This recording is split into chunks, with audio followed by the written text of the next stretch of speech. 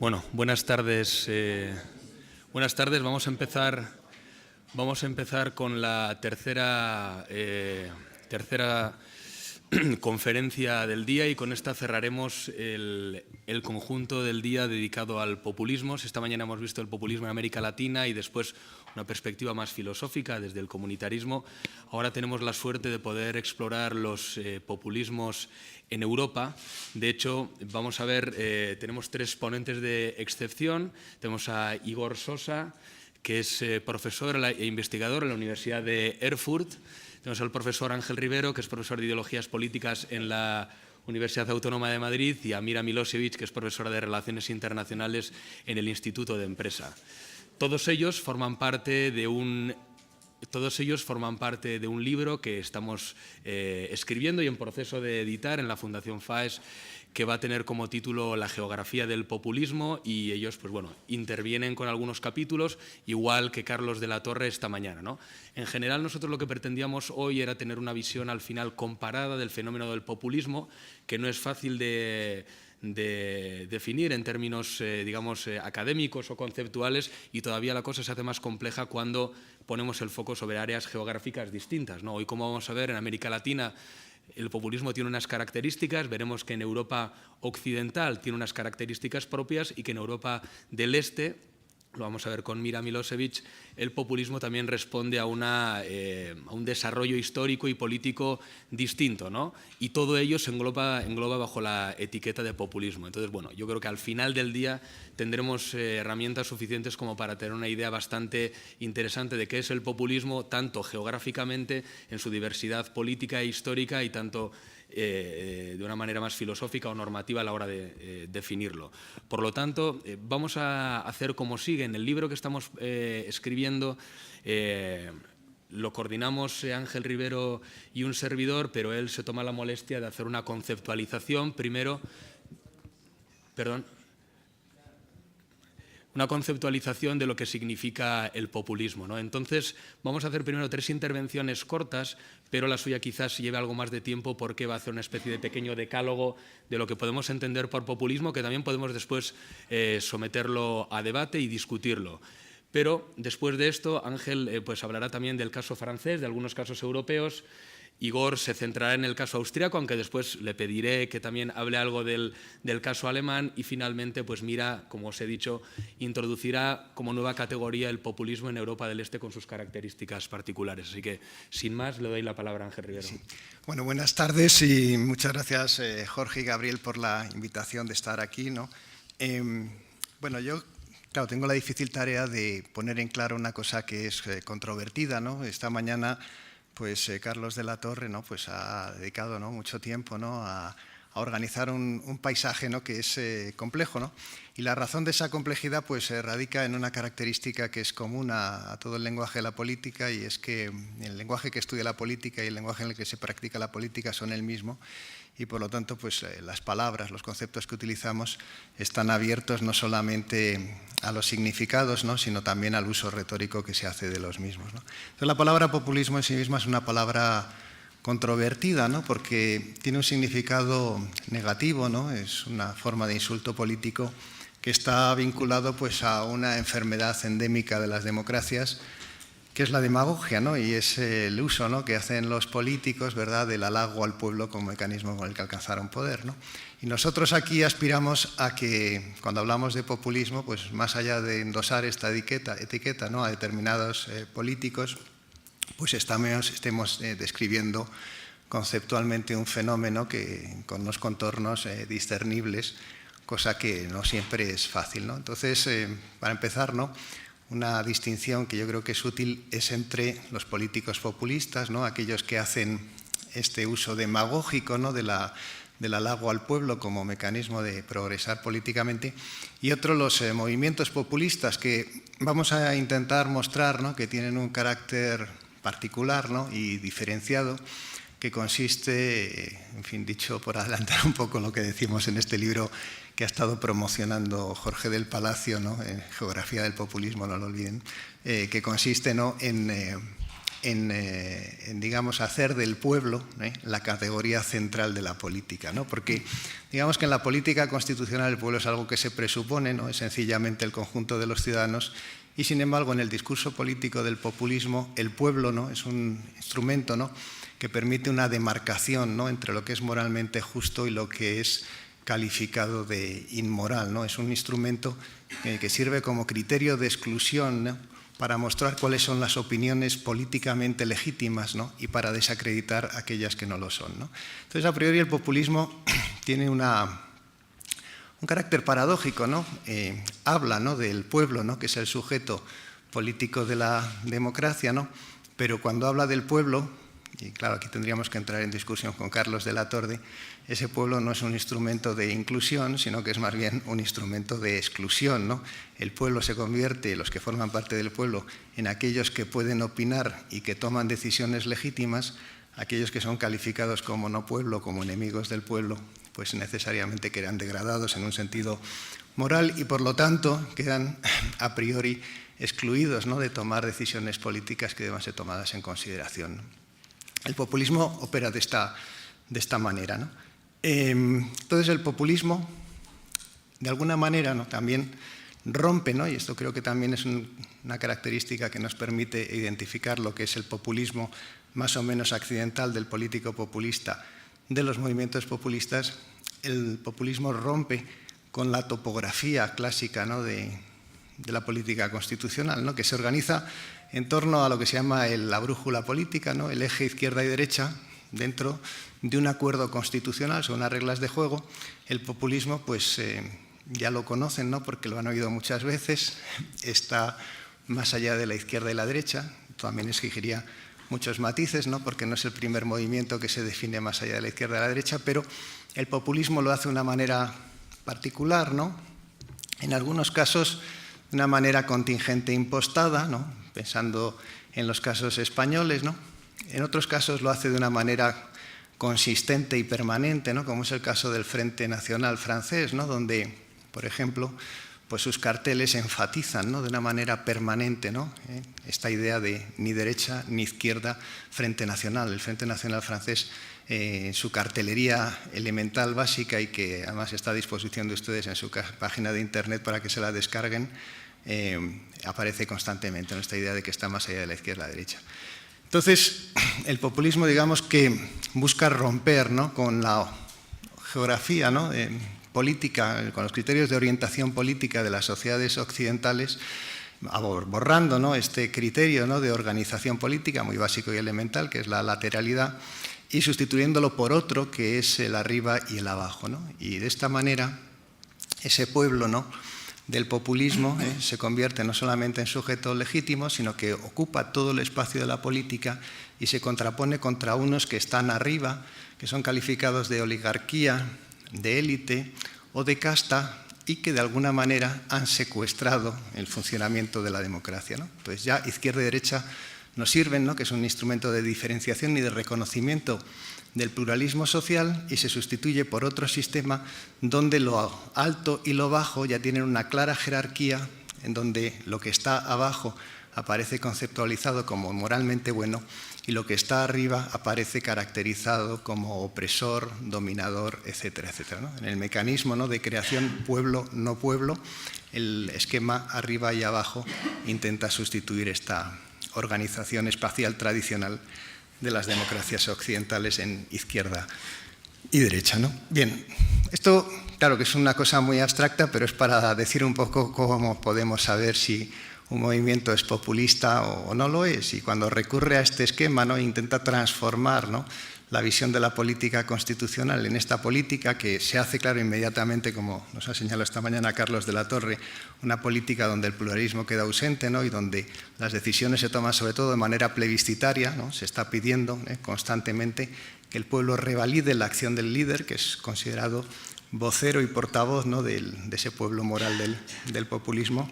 Pues la idea de que en toda sociedad existe una fragmentación que legítimamente debe ser representada, pues se desvanece, ¿no? En fin, esto de una manera muy abstracta para entender más o menos qué criterio de demarcación podemos utilizar para saber cuándo hablamos de populismo y cuándo estamos en otra cosa, ¿no?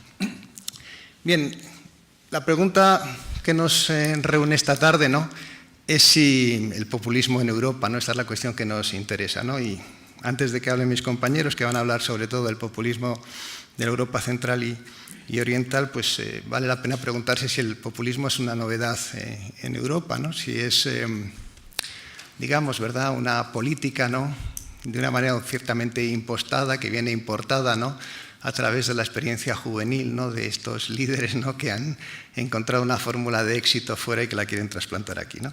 Y lo cierto es que el populismo forma parte de la política europea, ¿no? Lo que pasa es que nosotros los europeos, particularmente quienes vivieron en democracias desde la Segunda Guerra Mundial, pues lo han olvidado, pero el populismo forma parte no solamente de la historia política de Europa occidental, sino que de alguna manera pues puede ser calificado como un endemismo de la democracia, ¿no? Porque la democracia, cuando se define de su manera más simple y sencilla, pues es el gobierno del pueblo. La idea, ¿no?, de articular eso en un programa político, si gobierna o no gobierna el pueblo, es evidente, sencilla y elemental, ¿no? Y por lo tanto, la misma definición de democracia es una invitación en su manera más sencilla y burda a utilizar, ¿no?, el democracia, no democracia, quién gobierna, quién no gobierna, como mecanismo de discusión política, ¿no? Bien, la cosa interesante, yo creo, en relación a Europa, ¿no?, es que, bueno, míralo, después me dirá si me confundo o no, pero este endemismo, ¿no?, digamos que tiene un carácter permanente, ¿no?, en la política de la Europa oriental, ¿no?, ha tenido un carácter, ¿verdad?, crónico, ¿no?, en otras formas de Europa, y en determinados momentos, ¿no?, en las democracias occidentales, ¿no?, donde se produce algo que se podría llamar como el malestar democrático, pues se convierte en un fenómeno muy visible, ¿no?, que tiene precedentes, ¿no?, porque esta mañana se ha hablado de los fascismos, ¿no?, y de su dimensión, ¿no?, de proximidad con el populismo, pero quizás habría que mencionar, aparte de los fascismos, ¿no?, pues los movimientos, ¿no?, modernos, ¿no?, pero autoritarios, ¿no?, que de ese mundo, ¿no?, de los años 30 en Europa, ¿no?, particularmente en Francia, ¿no?, donde pues, el morrosismo, ¿no?, y el llamado,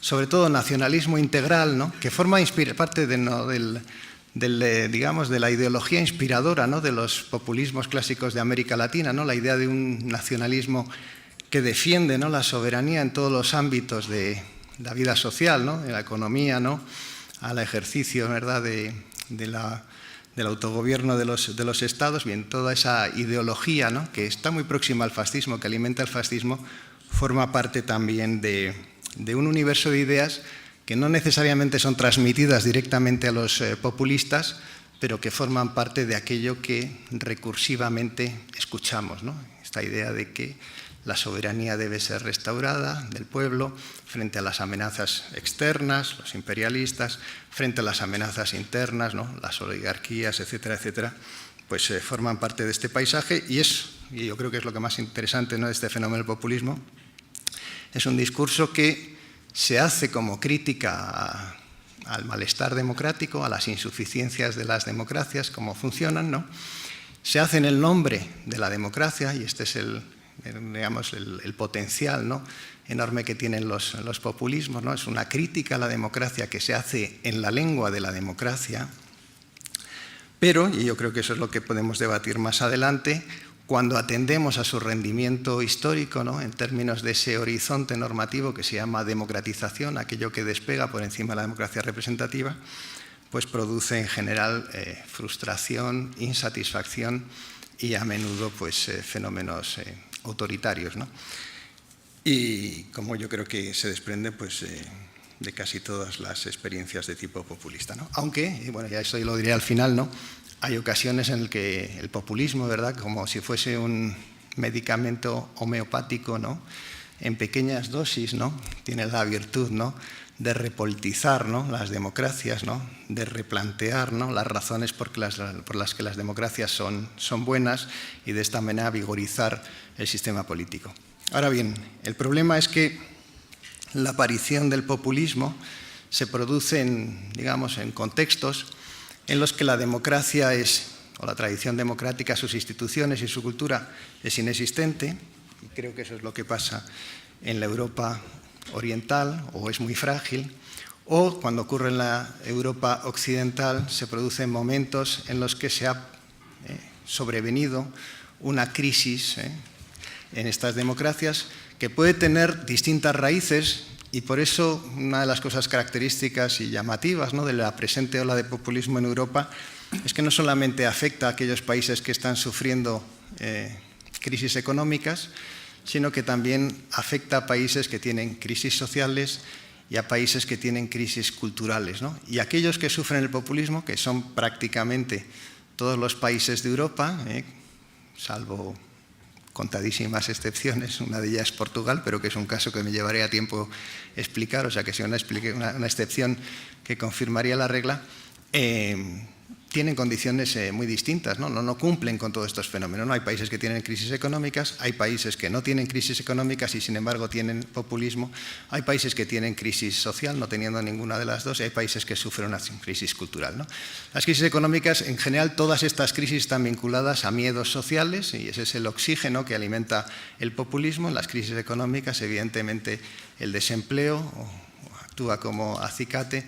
En las crisis sociales, ¿no?, pues aparece la idea, ¿no?, de la pérdida, ¿no?, de una sociedad estable, que es la sociedad de la Europa de posguerra, ¿no?, pues por la insostenibilidad en el crecimiento del estado del bienestar, por los cambios demográficos, el envejecimiento de la población, en fin, por una serie de rasgos distintos, por cambios también en la organización política de estas sociedades que tienen que ver con un declive, ¿no?, de la afiliación a los partidos políticos, o con un declive muy llamativo, ¿no?, de, por ejemplo, la afiliación a los sindicatos, que actuaban como instituciones, ¿no?, organizadoras, ¿no?, de la clase obrera, ¿no?, desde la posguerra europea, ¿no? Por ejemplo, en el caso de Francia, por poner uno interesante, ya que me lo ha pedido el profesor Jorge del Palacio, vamos a hablar un poquito de Francia, ¿no? Pues, y que nosotros tenemos asociado, ¿no?, intuitivamente un país con una alta conflictividad sindical, y pensamos que es un país de sindicatos fuertes y es un país que tiene una tasa de afiliación sindical más baja que España, y realmente los sindicatos han perdido toda su fuerza. ¿Sí? Hay un alejamiento, ¿no?, de estas organizaciones que estructuraban la opinión pública, ¿no?, formando, ¿no?, a las personas que participaban de ellas, y a esto se suma también la fragmentación de los medios de opinión, ¿no?, y la pérdida general, ¿no?, de autoridad, ¿no?, a la hora de explicar, ¿no?, lo que pasa en las sociedades, y entonces sobrevienen temores económicos, como hemos dicho, desempleo, sociales, ¿no?, por la pérdida de las seguridades que otorgaba el consenso de posguerra en las sociedades europeas, culturales, por la aparición de inmigrantes con culturas diferentes a las mayoritarias en las sociedades europeas, que encima son sociedades envejecidas, por la vuelta, ¿no?, de la religión a la política en las sociedades europeas, y particularmente por una religión que no era esperada, como era el Islam, ¿no? Digamos, las sociedades europeas, en su narración, ¿no?, de lo que es el sentido, ¿no?, de la modernidad europea, habían vinculado la pacificación de las sociedades europeas a la secularización, a la privatización de la religión, y sin embargo estas sociedades envejecidas, ¿no?, se encuentran con la aparición de una religión pujante y joven, ¿no?, que es el Islam, que tiene una visión diferente, ¿no?, del papel de la religión en el espacio público, y que genera, pues, fenómenos interesantes, ¿no?, como por ejemplo el laicismo, ¿no?, muy impostado, ¿no?, del Frente Nacional, que constituye una de sus marcas, ¿no?, de identidad, ¿no?, la exigencia, ¿no?, de la secularización completa, ¿no?, de la esfera pública, o el laicismo, ¿no?, de movimientos que eran de extrema derecha e incluso religiosos, ¿no?, en países como Bélgica, ¿no?, como el France Belange, etcétera, etcétera, ¿no? O sea que la dimensión en la que las crisis, ¿no?, que producen temores y que sirven para que prospere el populismo tienen todos estos aspectos y afectan de manera distinta a las sociedades europeas, ¿no? Si a todo esto, que evidentemente crea ese contexto de oportunidad, ¿no?, donde este lenguaje muy sencillo, ¿no?, que yo creo que se puede calificar de ideología en la medida en que es un credo político, ¿no?, es un credo, digamos, patológicamente derivado del credo democrático, ¿no?, esta idea del gobierno del pueblo como solución a todos los problemas, ¿no?, porque una cosa interesante de este discurso es que los problemas económicos, los problemas sociales y los problemas culturales, según el populismo, se resuelven sencillamente con más democracia, ¿no?, con el derecho a decidir, ¿no?, gritando no nos representan, democracia real, etcétera, etcétera, ¿no? Si el pueblo de verdad gobernara, ese es el argumento populista, todos estos problemas se desvanecerían, ¿no? Bien, todo esto, este crédito, digamos, sencillo, elemental, básico, forma parte, ¿verdad?, de una cultura democrática, ¿no? Lo que pasa es que patológicamente democrática, ¿no?, donde se ha producido una simplificación de la democracia hasta convertirla únicamente en un eslogan y que no atiende la complejidad de las sociedades en las que opera la democracia, ¿no? Bien, esto prospera, ¿no?, evidentemente no por la fuerza de sus ideas, sino por un contexto que lo alimenta, y en este caso, para lo que a nosotros nos afecta en relación a Europa, pues es una crisis también de un proyecto integrador que ha dado sentido, ¿no?, a las sociedades europeas, que es el proyecto de la Unión Europea, que se ha legitimado a través de distintas narraciones que daban sentido a este proyecto, ¿no? La primera de ellas era la Unión Europea, ¿no?, como un proyecto de paz que acabase con el conflicto permanente, el enfrentamiento entre las dos potencias hegemónicas continentales, Francia y Alemania. Después la Unión Europea, ¿no?, digamos, proyecto sucesorio de identidad como espacio de libertad frente a la Europa del Este, del otro lado del telón de acero, ¿no? Y en tercer lugar, pues un proyecto de Europa como la tierra de la seguridad, no solamente por la paz y la libertad, sino como la promesa del bienestar universal a sus ciudadanos, ¿no?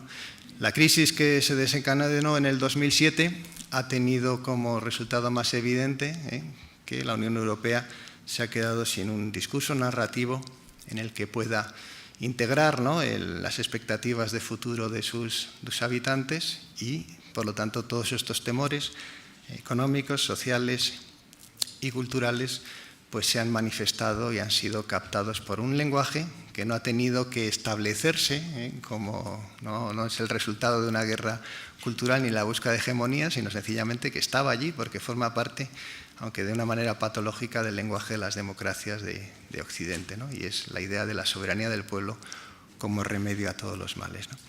Y bueno, para que mis compañeros también puedan decir algo, yo ya termino diciendo dos cosas, ¿no? Hay una parte, digamos, un aspecto positivo, ¿no?, de este fenómeno del populismo, ¿no?, y yo creo que debe ser señalado, y es que la aparición del populismo, ¿no?, emplaza, ¿no?, a una explicación de aquello que es la democracia, más allá del gobierno del pueblo, del valor de sus instituciones, de los derechos que protege, ¿no?, del pluralismo social, en fin, del tipo de sociedad que es necesario para que funcione verdaderamente la democracia, ¿no?, que debe explicarse, ¿no?, porque el concepto de soberanía es un concepto, ¿verdad?, que encaja mal, ¿no?, con la lógica de la democracia.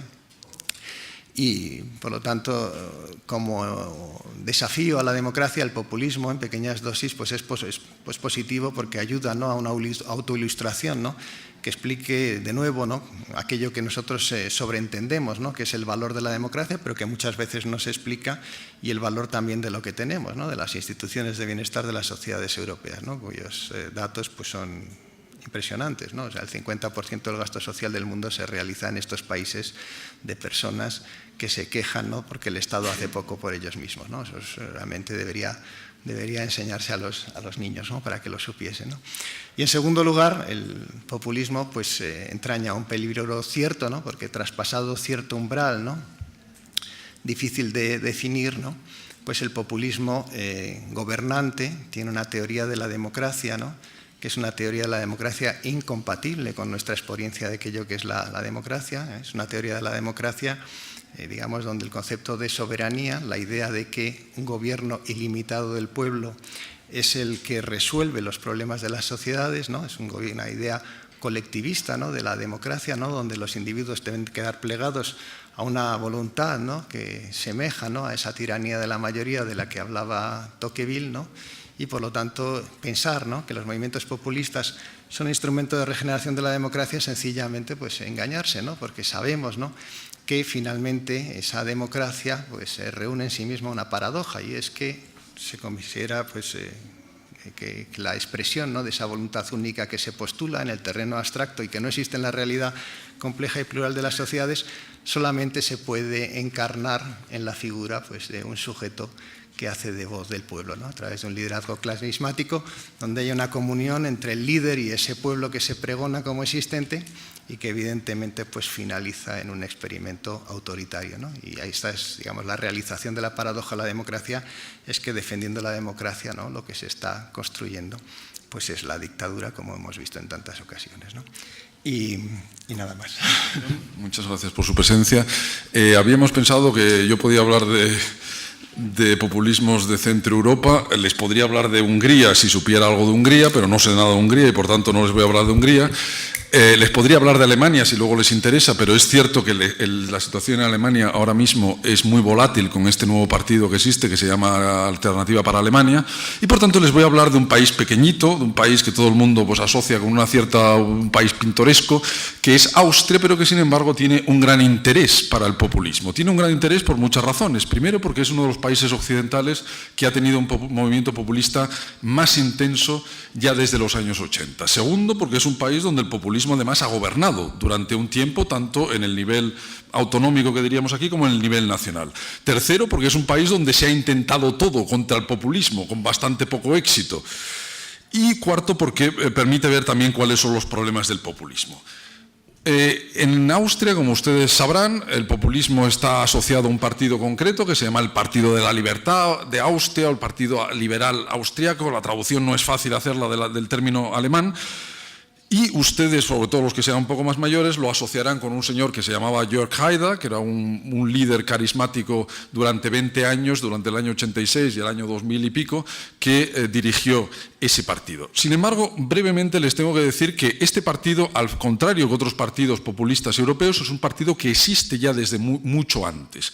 Y existe desde mucho antes y hunde sus raíces realmente en el siglo XIX con dos elementos importantes. No el partido en sí, porque bueno, es cierto que cambia el nombre, cambia no sé qué, pero sí lo que son dos ideas fundamentales. La idea fundamental nacionalista realmente en el siglo XIX, un nacionalismo pangermánico de la creación de una gran Alemania, no de una Austria, no estamos hablando de Austria, sino de la creación de una gran Alemania. Esto creará unos ciertos problemas hoy en día a la redefinición del nacionalismo austriaco por parte de este partido. Y segundo, su alma liberal en el siglo XIX en términos absolutamente clásicos de un partido pues partidario de las libertades individuales, partidario de suprimir los aranceles y suprimir todo tipo de trabas al comercio, etcétera, etcétera, etcétera. Bien, esa tradición es una tradición que se continúa básicamente en este partido, ya digo que con diferentes nombres y demás. En los años 30 todo este espacio sociopolítico queda muy asociado al nazismo, sobre todo por ese elemento pangermánico, queda muy asociado al nazismo, y cuando se produce el fin de la guerra y se reconstruye Austria, surge este partido que existe hoy en día, FPÖ en alemán, este partido de la Libertad, y surge ya con estas dos almas, el alma nacional y el alma liberal, el alma nacional nacionalista y el alma liberal. Se suelen distinguir tres fases. La primera fase, durante casi los primeros 20 años, el partido vive muy al margen del sistema político y está muy asociado a posturas nacionalistas cercanas al nazismo.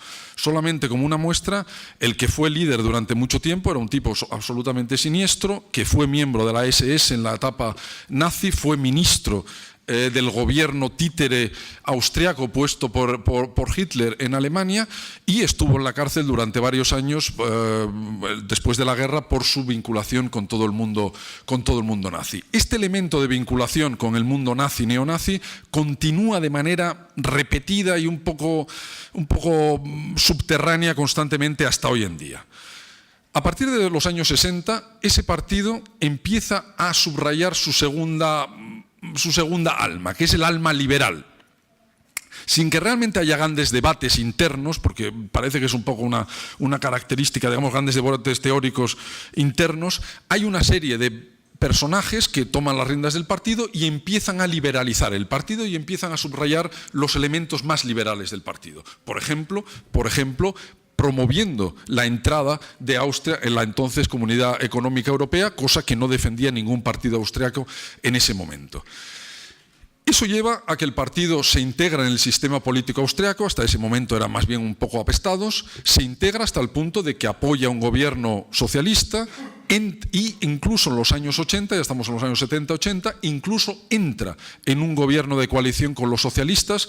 Tengan en cuenta que es el momento de los años 70-80 donde en Alemania también hay un gobierno social-liberal de Brandt y de Helmut Schmidt, de los socialistas con los liberales. Bien, El problema es que toda esta evolución liberal es una cuestión de unas pocas élites dentro del partido que no encuentra gran entusiasmo entre la militancia y entre los cuadros medios, que lo ven como una cierta traición a su origen. Y se organiza una revuelta en la que un líder joven llamado Haider, un poco pronunciado en alemán, Haider, se hace con el control del partido en el año 1986 hasta 2005. Y ahí es el momento en el que el partido se transforma en un partido realmente populista y se transforma en un partido, en una maquinaria verdaderamente electoral que va cosechando grandes y grandes éxitos. ¿Y qué es lo que hace Haider? Brevemente, digamos que los 4 puntos fundamentales que subraya Haider, digamos que la dirección a la que lleva Haider a este partido, y que los ha mencionado ya el profesor Rivero, y son, digamos, los típicos de un partido populista. El primer elemento fundamental es su carácter antisistema. Ellos se erigen en representantes de ese pueblo machacado por unas élites políticas, bueno, machacado ciertamente de manera sorprendente porque los niveles de Austria de vida son espectaculares, pero machacado por una clase política que se aprovecha de sus privilegios y se erigen, por tanto, en representantes de un pueblo frente a una casta. Ya les digo que, por cierto, que los elementos que van a oír del populismo de los años 80 de Haider los reconocerán porque son exactamente los mismos elementos que vemos hoy en cierto partido con nombre de forma verbal que pulula por España. Uno es su carácter antisistema, que se refleja discurso anticasta, discurso antipartidos. El partido se intenta convertir en una especie de movimiento, aunque tampoco lo teorizan mucho, pero una especie de movimiento donde se allanan y donde desaparecen todo ese tipo de conflictos propios de una sociedad moderna y compleja. Se intenta además, se adopta una posición claramente anti-expertos. Los expertos, digamos que para el mundo populista son una especie de violadores, pederastas y expertos, ¿no? Digamos que los expertos son lo peor que puede haber, ¿no? Porque son una especie de paniaguados de los políticos profesionales. Y por tanto es muy típico un lenguaje muy popular de la calle, antitecnocrático, etcétera, etcétera. Y dentro de ese elemento antisistema también poner en entredicho un poco el sistema político, estar hablando de una nueva especie de nueva transición, de una nueva república, de modificar mucho el sistema político, etcétera, etcétera. Ese es el primer elemento, su carácter antisistema. Segundo elemento, su discurso claramente nacional. Es decir, la idea de interpretar las relaciones políticas y las relaciones de soberanía y demás en clave claramente nacional. Hay que tener en cuenta que estamos en el año 86, 89, 90, etcétera, etcétera, etcétera, que es el momento de la caída del muro. Austria, si tienen ustedes un mapa de Austria en la cabeza, Austria está rodeada de Checoslovaquia, Hungría y por abajo Yugoslavia. Es el momento, evidentemente, de la guerra de Yugoslavia y la llegada de miles y miles de personas yugoslavas a Austria, y es el momento, evidentemente, en que Austria entra en la Unión Europea, como se llamara entonces, que yo creo que no se llama Unión Europea todavía, pero bueno, entra en la Comunidad Económica Europea en el año 95. Esto provoca un gran debate dentro del país. Y dentro, por cierto, también, bueno, no dentro del partido, porque el partido adopta una posición claramente anti-entrada, claramente anti-Maastricht, claramente anti-entrada. De manera sorprendente, porque ya digo que anteriormente era el único partido que había tenido una posición favorable a todo eso. Pero todo esto se interpreta como una cesión de soberanía inaceptable, como una disolución, digamos, del principio nacional, y no se acepta. Todo esto crea un cierto problema, este discurso nacional, porque, como les he dicho antes, este partido es un partido pangermánico que todavía hasta los años 70 está postulando, es cierto que un poco con la boca pequeña y es más una ensoñación que otra cosa, pero está postulando la creación de un espacio germánico general, de unión con Alemania y demás. En Austria se habla evidentemente alemán. Y esto les hace tener que redefinir un poco su discurso y crear un discurso nacional austriaco un poco impostado. Tercer elemento, he dicho antisistema, discurso nacional. Tercer elemento, que también conocerán porque se repite aquí también en España. Clara posición antidemocracia representativa y apuesta por todo tipo de mecanismos de democracia directa. En los países de Europa Central como Alemania y Austria, los mecanismos de democracia directa son muy reducidos por razones históricas, porque en los años 30 la experiencia es que ese tipo de mecanismos en la República de Weimar en Alemania se utilizaron para desestabilizar el sistema y por tanto los mecanismos son muy reducidos. Pero en Austria existe un mecanismo muy extraño, que es que la gente se puede plantear un tema de una especie de tema para una consulta, la gente firma, tiene que firmar, no sé cuántas personas tienen que firmar, y si firman se hace una cosa ciertamente un poco peculiar, que es que se obliga al Parlamento a tener una sesión monográfica sobre ese tema concreto, ¿no? Como se ve, digamos que la función política es muy reducida y la incidencia política es realmente muy reducida. No es un referéndum ni nada parecido, pero es un elemento que evidentemente permite agitar mucho a aquellos partidos que no tienen mucha representación parlamentaria. Bueno, pues este partido hace un uso constante de esto. Hay varios referenda, varias consultas de este tipo que organizan, una de ellas muy polémica porque es una consulta que se llama Austria primero, los austriacos primero o algo así, sobre reducción de todo tipo de ayudas a los extranjeros, de reducción de acceso de los extranjeros al país, etcétera, etcétera, etcétera. Esto provoca una cierta crisis dentro del partido. Esto me lleva probablemente al cuarto elemento de este partido, que es el discurso claramente anti-inmigración. Claramente anti-inmigración, en un momento en que empieza a entrar ciertamente gente a Austria, y un discurso, curiosamente, un poco al contrario de lo que decía el profesor Rivero ahora, curiosamente en el que este partido de raigambre liberal y extremadamente anticlerical se redefine con unos ciertos elementos de apoyo al catolicismo y de apoyo a un occidente católico, que ya digo que ellos en su tradición no lo tenían porque eran, digamos, liberales de estos habituales que eran muy anticlericales y además, digamos que la Iglesia Católica en Austria es muy potente, pero estaba muy asociada al Partido Conservador, al Partido Democristiano y no a ellos. Pero ellos redefinen un poco su posición frente a todo eso y empiezan a desarrollar un discurso del occidente, de un occidente católico, cristiano, frente a una cierta invasión islámica. Aunque hay que decir que además el asunto todavía es un poco más demencial, porque estos partidos de raigambre un poco fascista hay que tener en cuenta que no tenían mala relación con los países árabes. Este partido tiene unas relaciones muy estrechas con Gaddafi, recibe financiación de Gaddafi, etcétera, etcétera, y sabemos que en los años 30 el fascismo europeo tiene relaciones muy, muy estrechas por ejemplo, con los hermanos musulmanes. Bien, y quinto elemento ya para ir terminando, líder carismático. Esto también lo ha citado el profesor Rivero. Haida es un líder carismático, es un tipo listo, es un tipo habilidoso retóricamente, es un tipo que habla el llamado lenguaje de la calle y se convierte en un tipo carismático. Y un tipo carismático, o sea, en un líder carismático. Un líder carismático que es, y esto lo hemos visto también ahora en España, que consigue una de las cosas probablemente más peligrosas de los populismos, una cosa bastante peligrosa de los populismos, por lo menos a mi juicio, y es que se le permite decir lo que quiera, decir una cosa y la contraria sin que esto tenga consecuencias políticas. Y esto, evidentemente, es una tomadura de pelo a lo que es uno de los principios fundamentales del debate político de no se puede estar cambiando de opinión sin estar argumentando por qué se cambia de opinión. Si uno lo argumenta está bien, pero si uno no lo argumenta está bien.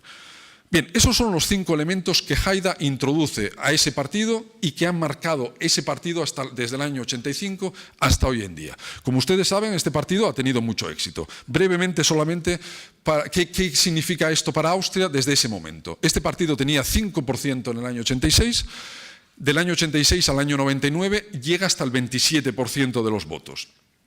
Consigue sobre todo un gobierno regional importante y en el año 99 consigue incluso entrar en el gobierno federal, ¿no? En el gobierno, digamos, nacional, que diríamos hoy aquí.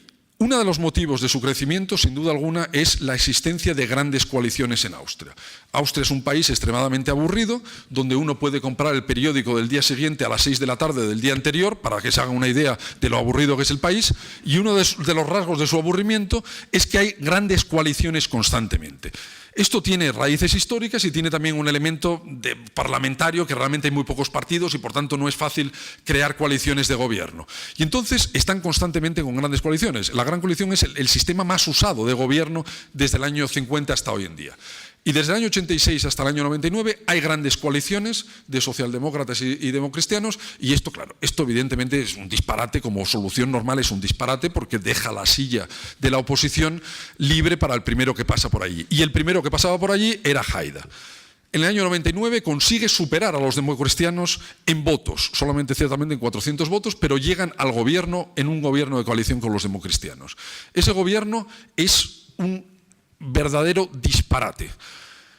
Es cierto que llegan, toman algunas medidas de liberalización, bueno, hacen más duro cuestiones estas de inmigración y no sé qué, pero ahí digamos que el partido quiebra, pero quiebra hasta el punto que se llega a quebrar como partido, porque es un partido que se ha pasado durante 15 años haciendo una política antisistema, que ahora de repente se ve en el sistema, y dos, un partido que ha pasado 15 años haciendo una política claramente de todo o nada, en la que no hay transacción ninguna, y de repente se ven en un gobierno, además de coalición, donde tienen que estar constantemente haciendo transacciones políticas y, por tanto, pues llegando a todo tipo de acuerdos bastante descafinados de lo que podían ser lo que ellos querían hacer.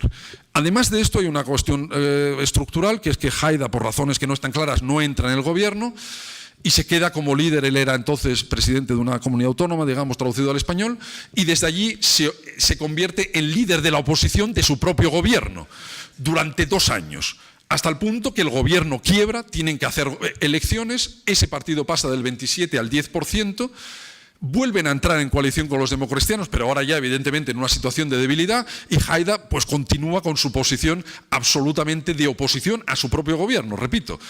O sea, una cosa completamente demencial. Tan demencial que llega un momento, de manera absolutamente inopinada, en la que Haidar incluso se sale de su partido y crea un partido paralelo, exactamente con el mismo programa. Bueno, esto ya es el descalabro completo. Ese partido, los dos partidos entran en una competición electoral que los autodestruye y tienen un bajón brutal durante muchos años, del año 2005 hasta el año 2012 o 13. Pero en ese tiempo los austriacos vuelven a su perversión favorita, la gran coalición. Vuelven a la gran coalición y este partido evidentemente empieza a recuperar otra vez posiciones. Ahora además con todo este lío, bueno, pues primero de lo de Grecia, primero de no sé qué tal, y ahora evidentemente con lo de los inmigrantes, empieza a cobrar un gran vuelo hasta hace un mes o un mes y medio o menos, donde pues el candidato a la presidencia de la República ha estado a punto de ganar en las elecciones, ha perdido por 30.000 votos, y ya veremos qué pasa, porque han puesto un recurso ante el Tribunal Constitucional impugnando a la elección, porque ha habido algunas cuestiones turbias un poco en las elecciones.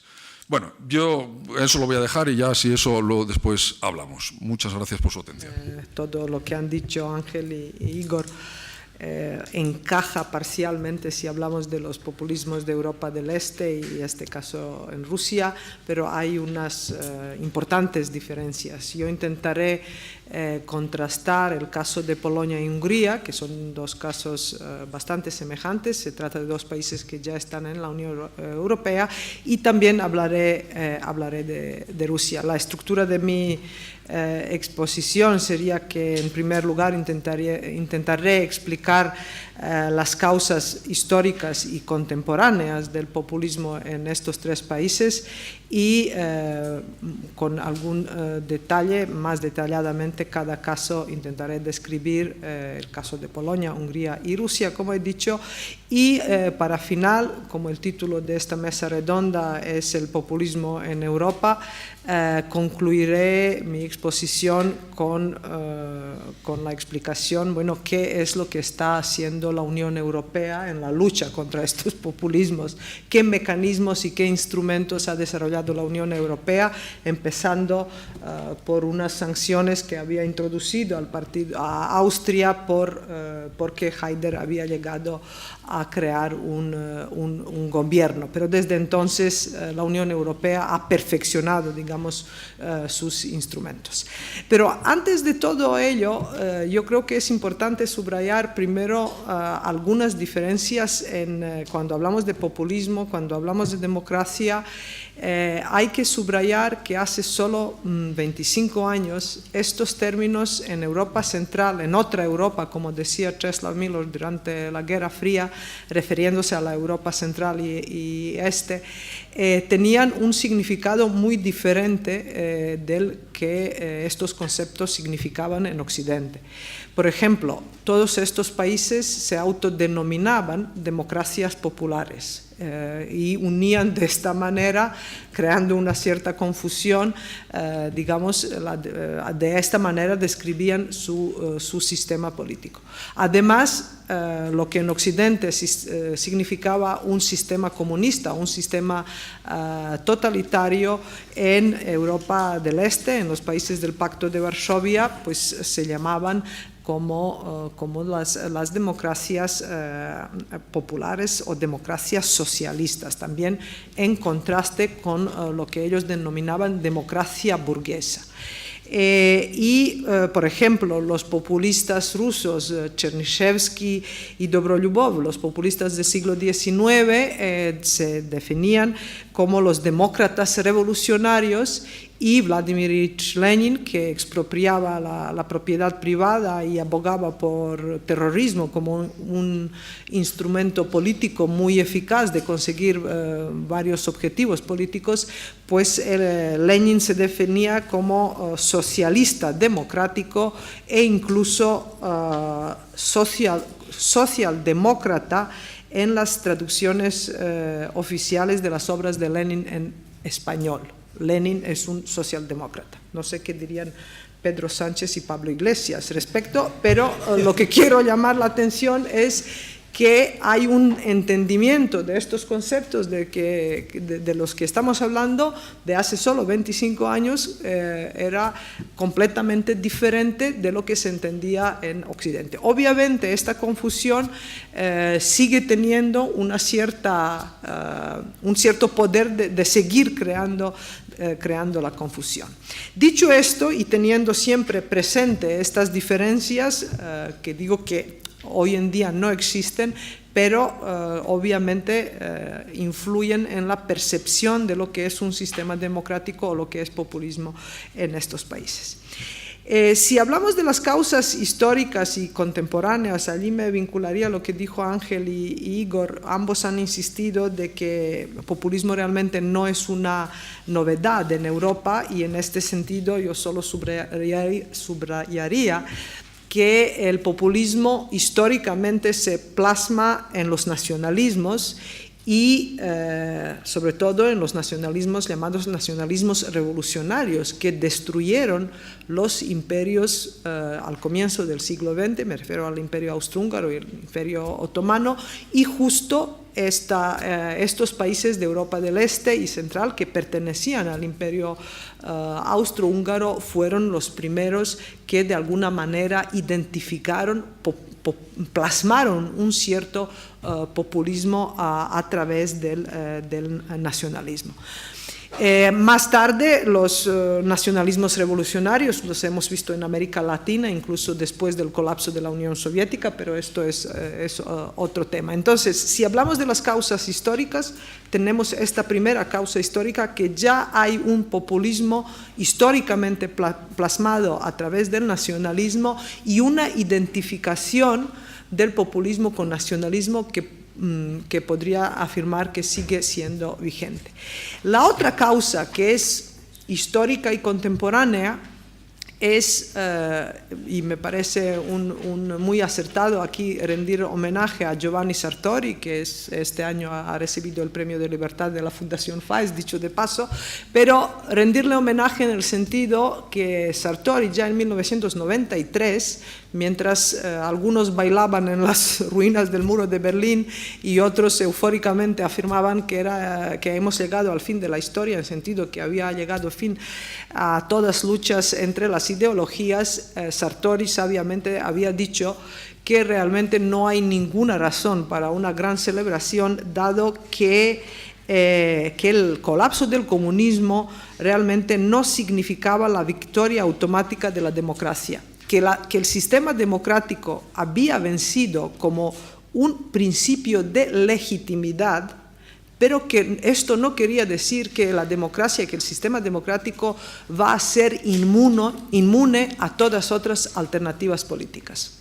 Y yo creo que esto es muy importante a saber, sobre todo, y tener en mente, sobre todo si hablamos de los países de Europa Central y Este que presentaron su incorporación en la Unión Europea con una narrativa sobre la vuelta a Europa, sobre que ellos siempre han sido países realmente que anhelaban a un sistema democrático, pero debido a la opresión rusa pues nunca han podido ejercer esta libertad. Se trata de una narración muy atractiva, pero realmente históricamente poco cierta. Primero porque el comunismo había colapsado por fallo económico, político, ideológico del sistema, pero los países que formaban parte del Pacto de Varsovia, el impulso de liberarse de Rusia y el odio hacia Rusia, el nacionalismo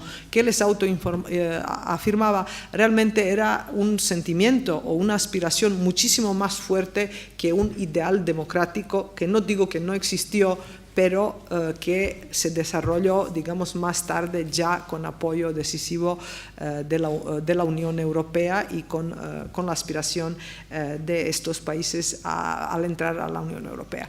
Entonces, Sartori, y yo estoy completamente de acuerdo con él, ya en 1993, primero dice esto, que democracia no podemos estar seguros que es para siempre, sobre todo que no es inmune a otras alternativas políticas, y él ya en 93 prognostica que los países de Europa del Este y Europa Central pueden tomar, no conscientemente, pero que se puede crear una situación, un contexto político que les llevaría hacia el populismo.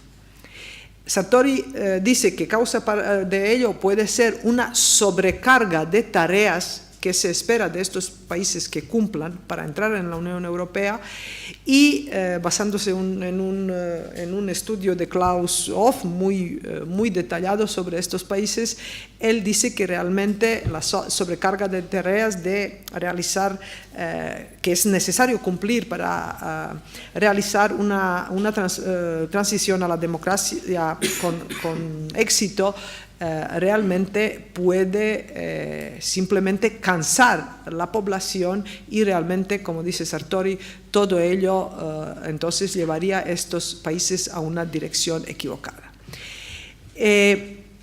Realmente yo cuando hablo de Polonia y Hungría, o Polonia y Rusia, normalmente suelo decir que Rusia ha fracasado completamente en su transición a la democracia, y sin embargo que estos países como Hungría, como Polonia, han entrado en la Unión Europea, han entrado en la OTAN, pero lo que quiero decir que esto no significa que con esta entrada a la Unión Europea estos países completamente se habían curado de sus experiencias históricas previas, de miembros que formaban parte de los imperios, del imperio austrohúngaro en este caso, o que vivían mucho tiempo bajo el comunismo. Las experiencias históricas son realmente profundas, influyen mucho en el destino de los países, y yo creo que en el caso de Europa del Este y Central esto es paradigmático. Entonces, si hablamos de las causas históricas, yo diría que primero la experiencia de la plasmación del populismo a través del nacionalismo, y segundo, esta sobrecarga que puede llevar a cierto fallo en la transición a la democracia del que habló Sartori ya en 93, y que dijo que esto puede acabar mal y que puede en estos países desarrollar, digamos, unos gobiernos populistas. Si vosotros algún día os encontráis en una especie de Masterchef de ciencias sociales y políticas y os dicen, bueno, a ver, ¿cuál sería una receta del populismo? ¿Cuáles son los ingredientes?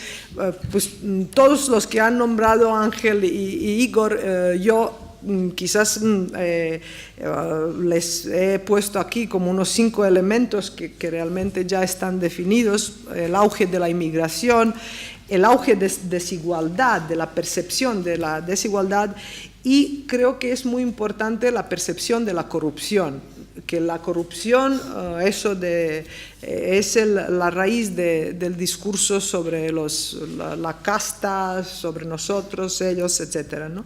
El contexto perfecto para un populismo es la crisis económica, y la figura del héroe carismático, del líder carismático, de un demagogo es la clave. Y allí no puedo resistir sin citar a Henry Kissinger, que no definía populismo, pero sí que dijo que la esencia de la demagogía reside en la capacidad de infundir al mismo tiempo emoción y amargura. Yo creo que allí está la clave por si queréis ser líderes carismáticos, esta es otra receta, esta es la otra receta de serlo. Pero aunque es difícil de hablar de populismo, estamos de acuerdo más o menos en estos ingredientes de la receta de populismo, que es los ingredientes que son necesarios y que que producen, digamos, un movimiento o un fenómeno populista. Pero por lo que yo estoy aquí es para hablaros realmente de las diferencias respecto a Europa occidental, incluso respecto a Austria, aunque hay puntos comunes, sobre todo con Austria. En caso de Hungría y Polonia, lo que es más llamativo, lo que es más significativo, y lo que coincide con lo que prognosticó Sartori en 93, es que aquí no se trata de unos movimientos, de unos partidos políticos de la oposición que luchan, que son antisistema, que luchan contra los gobiernos establecidos, sino, curiosamente y paradójicamente, se trata de los mismos partidos que tienen gobierno, que ya están en el poder y que empiezan a crear las crisis constitucionales, la paralización de las instituciones democráticas para permanecer en el poder. Y esto, digamos, yo creo que no se trata de Marine Le Pen, no se trata incluso no se trata de Haider, en el sentido que no se trata de los partidos que existen históricamente, sino más bien se tratan, incluso en el caso de Hungría, por ejemplo, Viktor Orbán fue un disidente durante el régimen comunista, fue un muy conocido opositor al sistema comunista, un hombre que participó en la transición a la democracia en Hungría, pero que también un hombre que dijo: nosotros aquí no queremos una democracia liberal, nuestro sistema es una democracia iliberal. Quiero decir, lo más significativo del caso de Polonia y Hungría es, primero, que no se trata de un partido antisistema, sino de un partido sistema, de un partido que gobierna con mayoría absoluta, que no necesita coaliciones, y sin embargo, lo curioso y lo que tiene un punto común, el discurso antisistema existe, pero ¿dónde? No obviamente hacia adentro, no dentro de Hungría o Polonia, sino que Hungría y Polonia, los gobiernos de Hungría y Polonia se convierten en los partidos, en gobiernos antisistema respecto a la Unión Europea. La Unión Europea es esta máquina burocrática, esta máquina que impide a Hungría y a Polonia afirmarse como grandes naciones y la Unión Europea realmente es la casta en este discurso paradójico y digamos contra natura, un poco tratándose de los partidos que están gobernando. En el caso concreto de Polonia, he nombrado así de paso ambos casos, se trata, el partido que está en el gobierno es el Partido de Ley y Justicia, traducido al español, pero en polaco es Prawo i Sprawiedliwości, que quiere decir Ley y Justicia, y es más conocido por su acrónimo que es PiS en polaco, ¿no?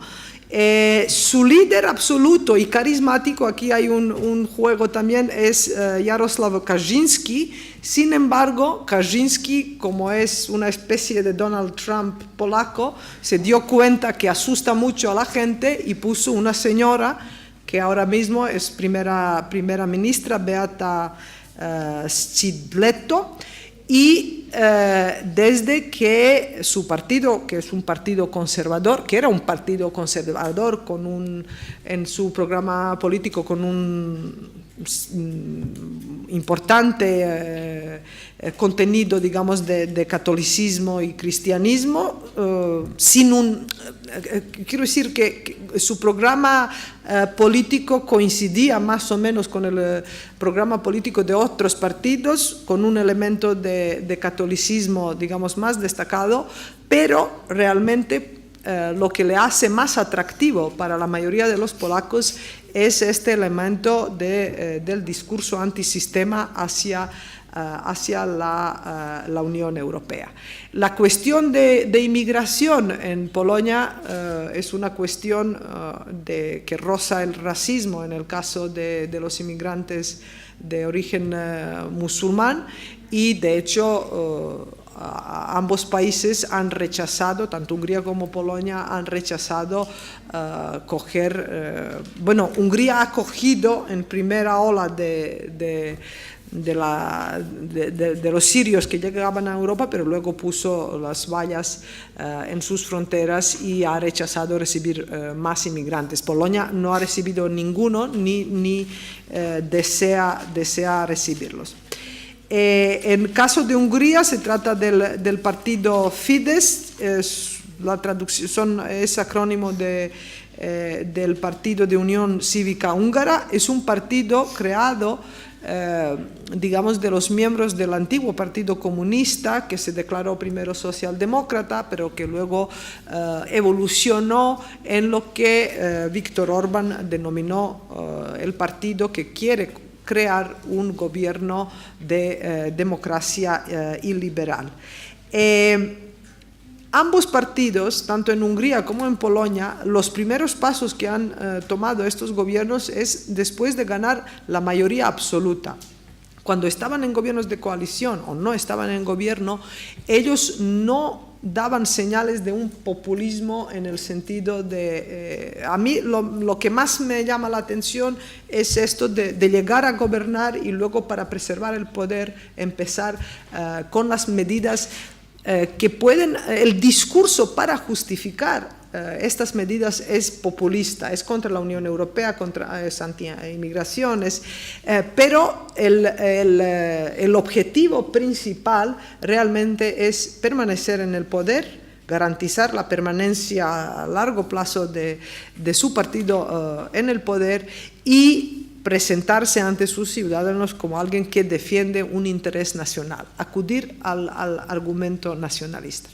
Entonces, ambos partidos realmente al ganar mayoría absoluta, primera medida que han tomado ha sido empezar el proceso de cambio de la Constitución para poder todas otras reformas desarrollar de la manera legal y realmente ellos han empezado con unos cambios de las instituciones democráticas, sobre todo, y lo más preocupante son el aumento del control sobre los medios de comunicación, sistema judicial y tribunal constitucional. Desde 2014 en Polonia las manifestaciones a favor de la libertad de opinión pública son prácticamente semanales, pero eso realmente no influye en este gobierno.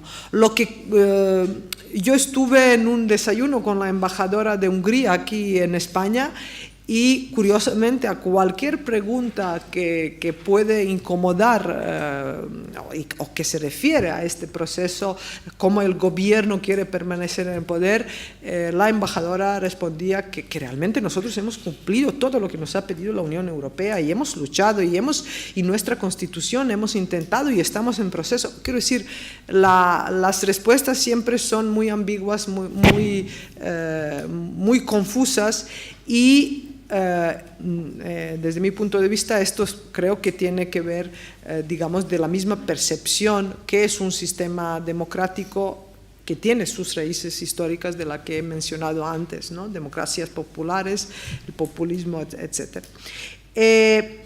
Y ahora solo brevemente hablaré de Rusia, que es un tema muy complejo, luego si hay alguna pregunta yo profundizaré en ello. En Rusia no es el caso como Hungría y de Polonia, pero sí que en Rusia también podemos hablar de un populismo tanto del partido que está en gobierno, Rusia Unida, de Vladimir Putin, como del populismo de la oposición. Son dos populismos diferentes. En caso del partido que está en gobierno, la Rusia Unida, de Vladimir Putin desde el año 2000, que Vladimir Putin, por cierto, no es el miembro del partido, pero es su candidato, se trata de un populismo que tiene semejanzas con el de Polonia y Hungría en el sentido de que quiere permanecer en el poder, pero también este populismo ha evolucionado.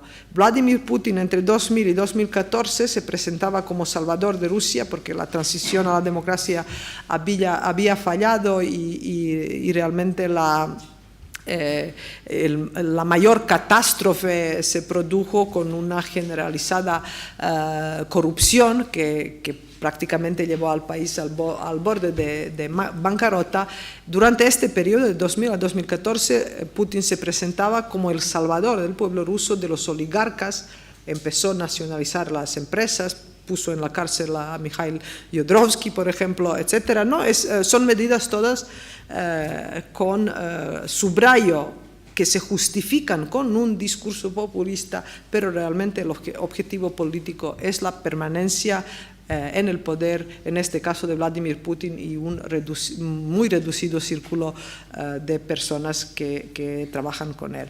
Y a partir de la anexión de Crimea y la intervención o apoyo económico y militar a los rebeldes rusos en el sureste de Ucrania, Putin se convierte del salvador del pueblo ruso ante los oligarcas en Putin, lo que yo llamo Putin geoestratega, en el Putin que se presenta ahora salvador de todo el pueblo ruso, incluidos los oligarcas tan malos, pero también rusos, frente al occidente. Allí hay un componente común antioccidental, no tanto anti-europeo, pero este discurso antisistema, digamos, se desplaza hacia occidente en caso de Rusia.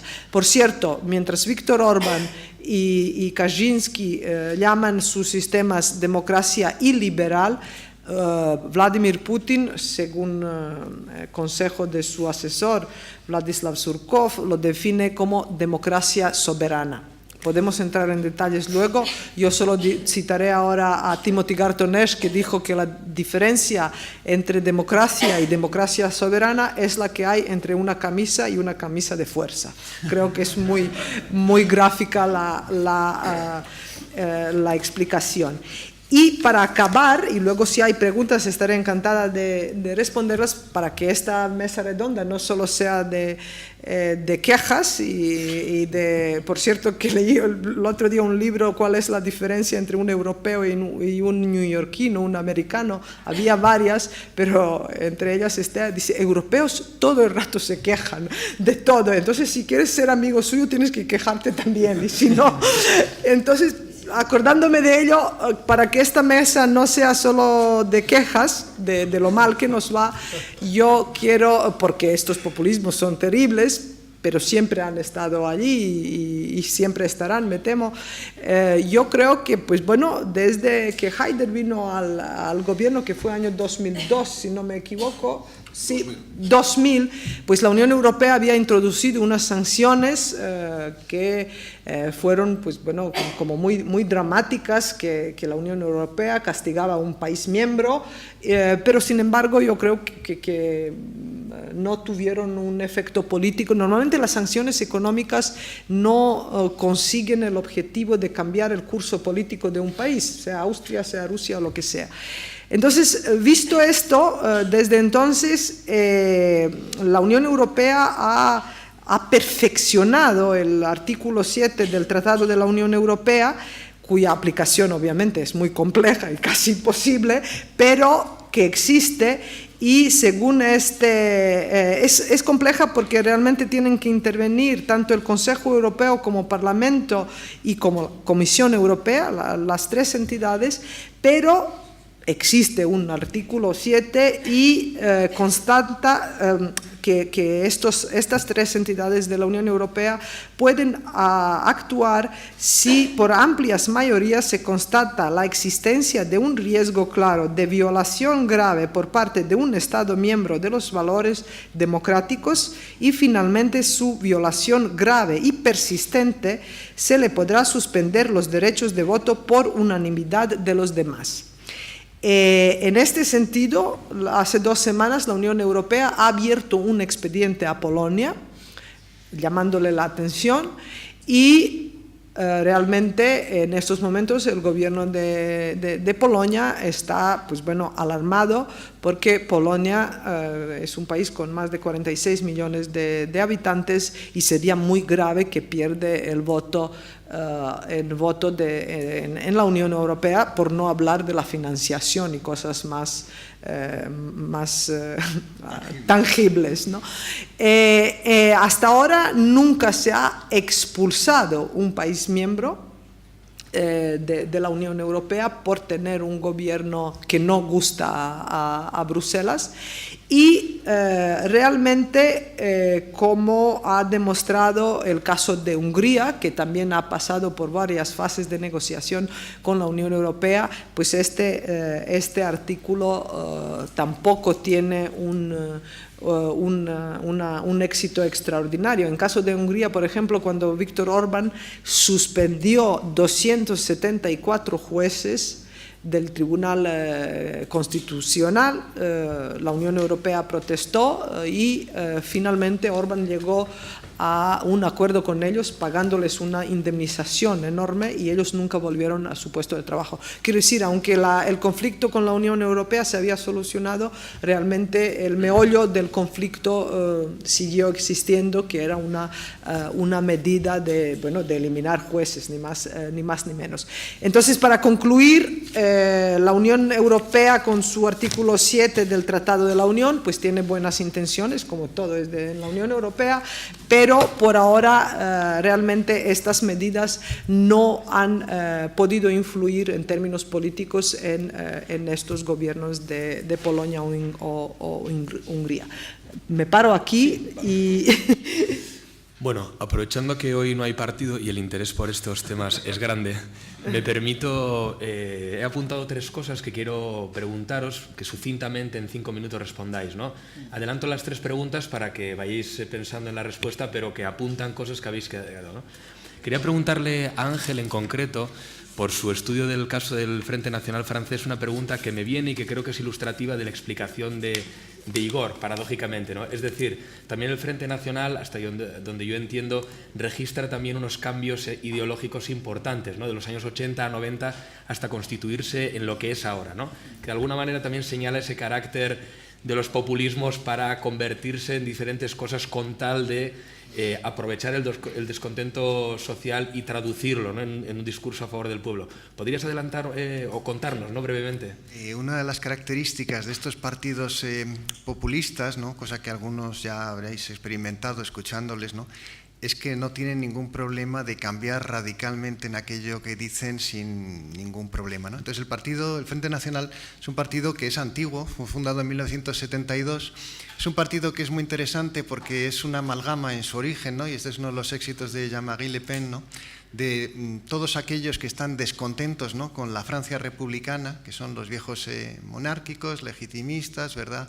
Los nostálgicos de Vichy, en fin, todos aquellos que quedan fuera, ¿no? De los ideales de la República y que hasta ese momento formaban grupos digamos, marginales, ¿no? Y que establecían una oposición radical pero condenada a la irrelevancia en el mundo político francés, y que Jean-Marie Le Pen es capaz de agregarles a todos ellos y darles una unidad de dirección, ¿no? Y crear un partido que les saca, ¿no? del mundo, digamos, marginal en el que se encontraban y les coloca en el sistema político francés, ¿no? En primer lugar, ¿no? Una de las cosas curiosas de ese partido, que tiene estos orígenes, un partido que originalmente une a todas las extremas derechas, ¿no? Y también a los tradicionalistas, es que muy rápidamente se convierte en el partido que representa la nueva derecha de Margaret Thatcher y de Ronald Reagan en Francia, ¿no? Hasta el punto, ¿no? Y esto es lo que le viste en sociedad a Jean-Marie Le Pen, que es invitado por el Partido Republicano como representante de Francia a sus congresos, ¿no? O sea que ahí hay una cosa sorprendente, ¿no? Pero, y ya voy muy rápido al final para que pueda haber muchas preguntas, ¿no? En una última vuelta de tuerca, ¿no? Pero ya esto es un mérito que se atribuye a su hija, ¿no? A Marine Le Pen, pero en realidad es mérito del propio Jean-Marie Le Pen. Y es convertir ese partido, ¿no? Que ha sido, digamos, filofascista, tradicionalista, con todo lo difícil que es combinar esas etiquetas, que después ha sido neoliberal, ¿no?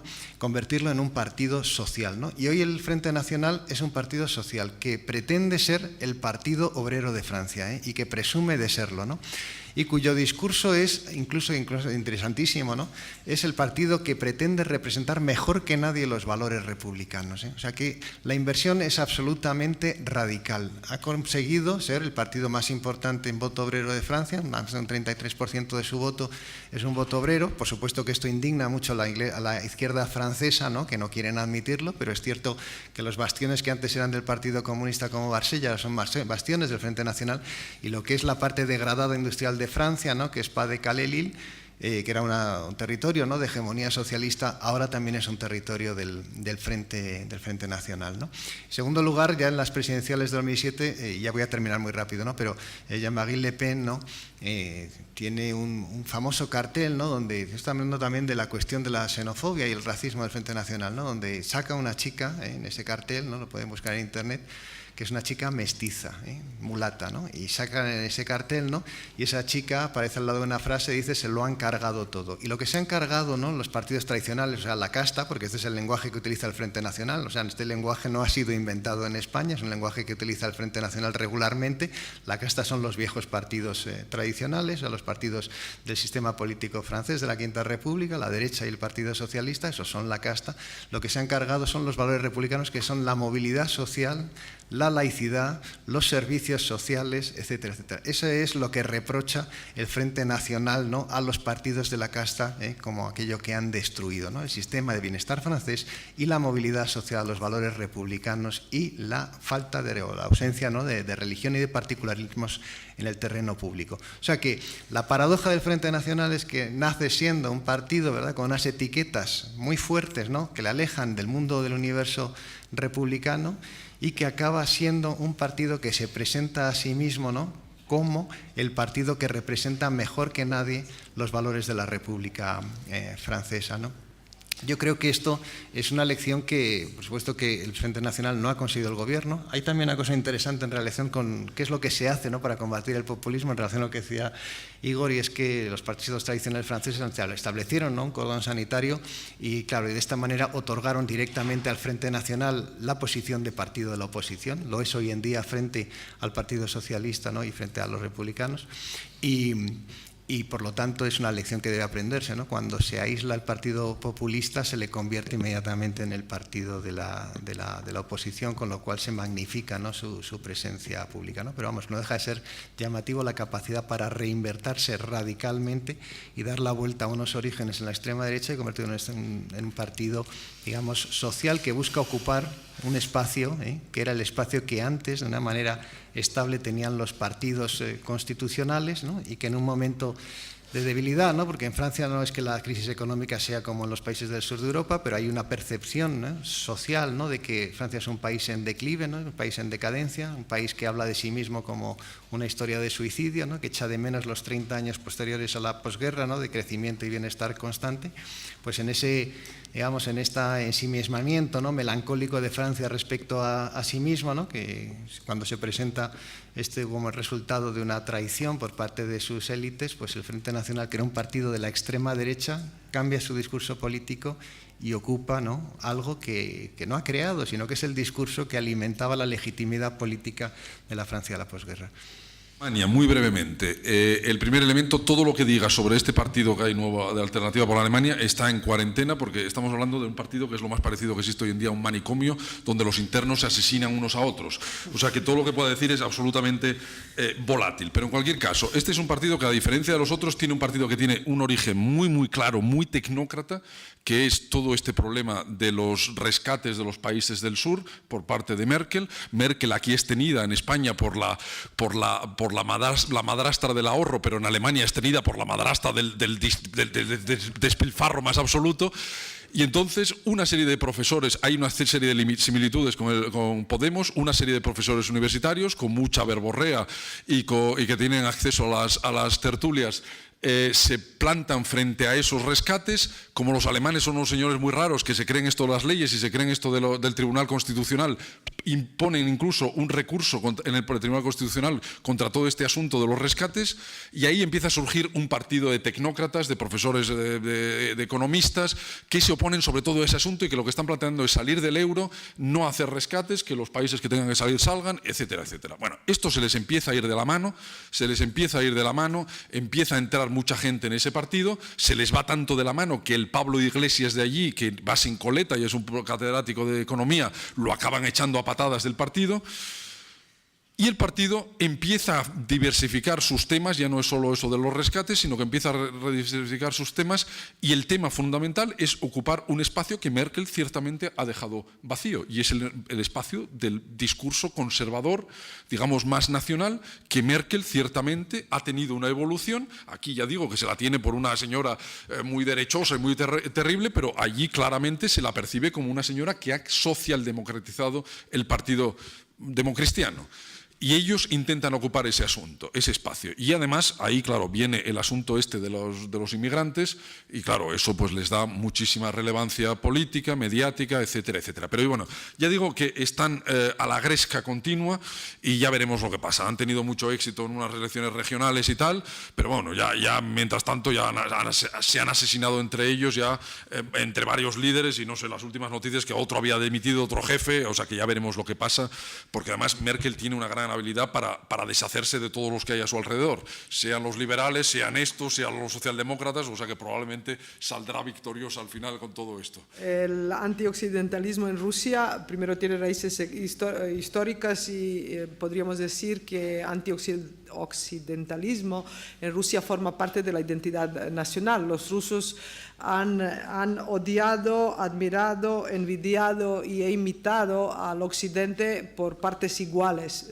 Quiero decir, Históricamente, el Occidente es el otro con que Rusia continuamente se compara desde el siglo XVII, desde el Pedro el Grande, primero Europa y más tarde, sobre todo durante la Guerra Fría, con los Estados Unidos. Pero el antioccidentalismo actual en el régimen de Vladimir Putin es el antioccidentalismo creado después del final de la Guerra Fría, y el meollo de este discurso es la ampliación de la OTAN.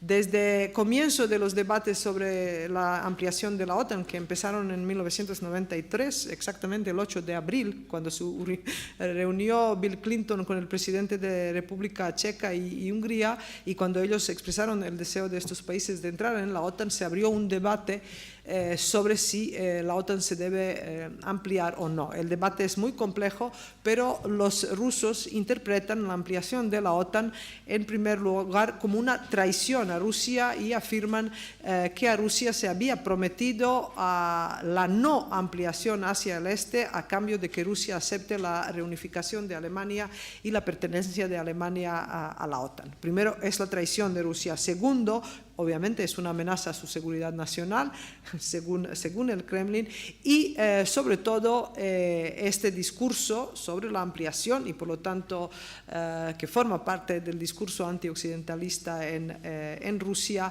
es presentar al Occidente y a los líderes occidentales como unos hipócritas que realmente han engañado a los rusos. Con este discurso se justifica prácticamente tanto la agresión en Georgia en 2008 como la anexión de Crimea y el apoyo económico y militar a los rebeldes prorrusos en la región de Donbass en Ucrania, y realmente, obviamente y lógicamente, este discurso ha aumentado desde la imposición de las sanciones económicas de la Unión Europea a Rusia. Quiero decir, pero el discurso antioccidental en Rusia es presente desde el siglo XVII. Y por varias razones. Después del final de la Guerra Fría se debe, el meollo de este discurso, hay otros elementos, es la ampliación de la OTAN.